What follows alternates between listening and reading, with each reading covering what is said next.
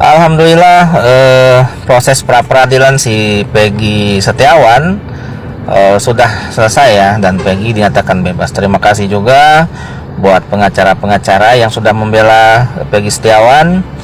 Ya, semoga Anda senantiasa selalu diberikan pahala yang berlimpah oleh Allah Subhanahu wa taala. Ya, kalau di saya sih begini ya, menanggapi hal-hal seperti ini ya, namanya Nagari Konoha gitu. Nagari Konoha.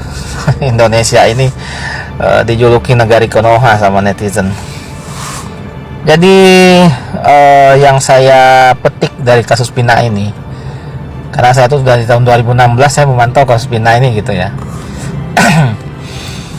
Dulu sempat juga seperti PT saya yang sebelumnya saya sampaikan di akun saya yang satunya. Sebenarnya yang saya ketahui waktu saya di Cirebon, pada waktu tahun 2016 saya sempat di Cirebon, itu ada oknum ceritanya. Oknum petinggi, kita katakan oknum petinggi ya, entah dari Polri, entah dari TNI, entah dari Kejaksaan atau siapapun gitu ya. Nah, intinya tahun 2016 itu ada oknum yang berkoordinasi dengan Bandar Bubuk, intinya begitu. Kemudian oknum ini berkoordinasi lagi kepada oknum kedua. Nah, oknum kedua berkoordinasi kepada sesama mereka, anggota-anggotanya, oknum keduanya.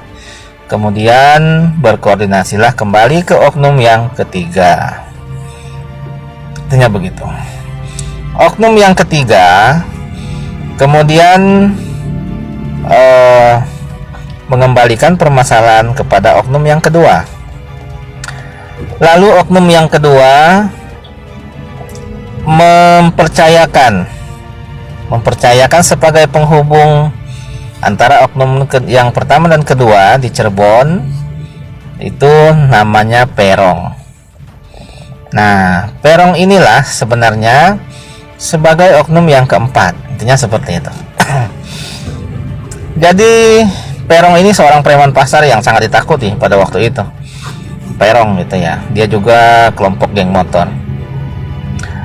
Nah, artinya si Perong ini mengetahui semua permasalahannya, siapa sebenarnya oknum pertama, oknum kedua, dan oknum ketiga dia tahu.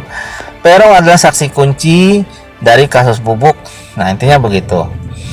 Kemudian Perong juga memiliki permasalahan lain. Nah, memiliki permasalahan lain tentang kasus Pina. Perong terlibat pembunuhan kasus Pina. Nah, intinya begitu. Lalu kenapa oknum kedua itu banyak diam dan tidak begitu menggubris permasalahan? Perong adalah kaki tangan dari Bandar. Lalu Bandar seketika penyeludupan itu terbongkar di pelabuhan Cirebon.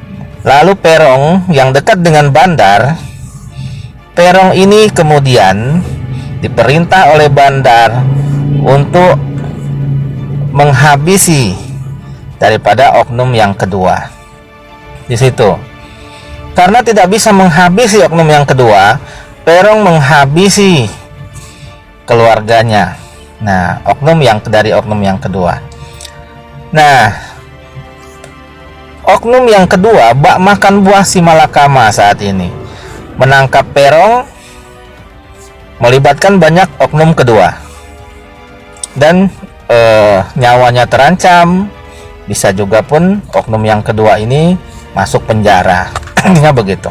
Bak makan buah si malakama, maju salah, mundur pun juga salah. Nah, disitulah kenapa Perong ini tidak ditangkap. Nah, itulah sebabnya. Jadi Perong adalah saksi kunci. Disitulah sebenarnya kejadiannya. Jadi ada dua permasalahan berbeda di sini. Jadi yang melakukan kasus Pina adalah yang bernama Perong, oknum yang keempat, ya begitu. Dan Perong melakukan itu juga bersama anggota-anggotanya yang lain, gitu ya. Jadi untuk mengelabui hal-hal ini, nama Peron itu banyak sekali disebar nih. Orang ini namanya Peron, ini Peron, ini Peron. Dan mana sih sebenarnya Peron yang asli? Nah, intinya begitu. Itulah yang harus sekarang ini dipecahkan oleh kuasa-kuasa hukum gitu ya, ataupun juga netizen sekalian. Nah, itulah sebenarnya permasalahannya. Jadi itulah rangkaian permasalahan kasus Pina tersebut. Jadi tidak ada tuh begitu begini itu tidak. Jadi intinya oknum yang keempat sebagai oknum yang penghubung dari oknum kedua itu ya, dari oknum kedua ke bandar. Nah, bandar karena tertangkap, bandar menyuruh oknum yang kedua menyuruh oknum yang ketiga menyuruh oknum yang keempat, maksud saya si Peron, nah, menghabisi oknum yang kedua. Tapi karena tidak dapat menghabisi oknum yang kedua, maka si Peron menghabisi keluarganya, dan termasuk si Pina yang juga ikut ada pada waktu itu. Nah, itulah.